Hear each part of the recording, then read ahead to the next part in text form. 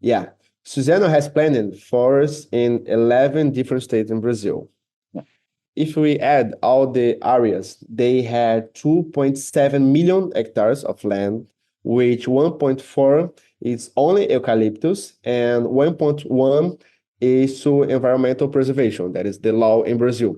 You cannot explore all of land. You have to basically cut the half, and the half is for environmental preservation. The other half is to produce. This is law in Brazil.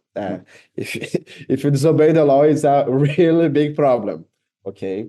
So, okay, if we took this 1.4 millions of hectares, this is something like 17 times the area of the New York, the city of New York. And that's So, just what Suzano has planted. yeah, and just eucalyptus. So you can imagine New York 17 times bigger and only trees. That is Now, what Suzano has.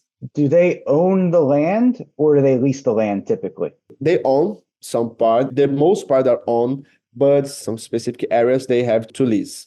But the major own, but if they lease, they have this partnership with the local producers to treat the lands for them so they can explore better. So this kind of problem right now, because the two Brazilian biggest companies are Suzano and Klabin. They both finished, actually, Klabin finished the biggest mills in October. That is Projeto Puma, Puma Project 2, in Ortigueira, state of Paraná. And Suzano are finishing the mill, the Cerrado project in Ribas do Rio Prado, that is Mato Grosso do Sul state. So those are the two biggest pulp and paper mills in the world, and they like finish almost at the same time.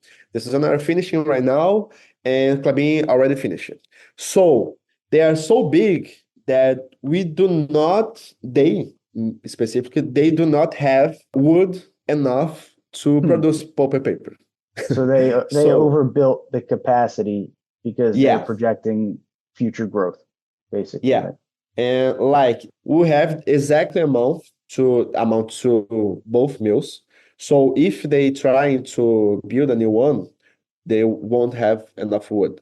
So because of that, Suzano and Klabin also bought a lot of land recently. I do not have the size of land, but they spent 1.2 billion reais in land, in forests Mm. that already are grown to attend the production. So we have the two biggest mills in the world. We have the biggest company in the world, and it's a short volatility commodity, the short fiber. Okay, Mm. that the name is BHKP. I always forget this, BH or Do you BKHKP. do you know how much it costs to build these new mills? I think it's really important to mention that not only are these the two Uh, biggest mills in the world, they're modern, right? They're brand new. yeah, So what kind of I investment did Suzano make? I What was think the I have on my capex? notes. I think I have on my notes, on my reports. Just a minute. But they like, I think they spent dozens of billions reais. Okay. Yeah, of course. Okay. They took, yeah, it's around 5 and 6 billion reais. Okay. So They, one to 1.2 billion US dollars, more or yeah, less. and last years.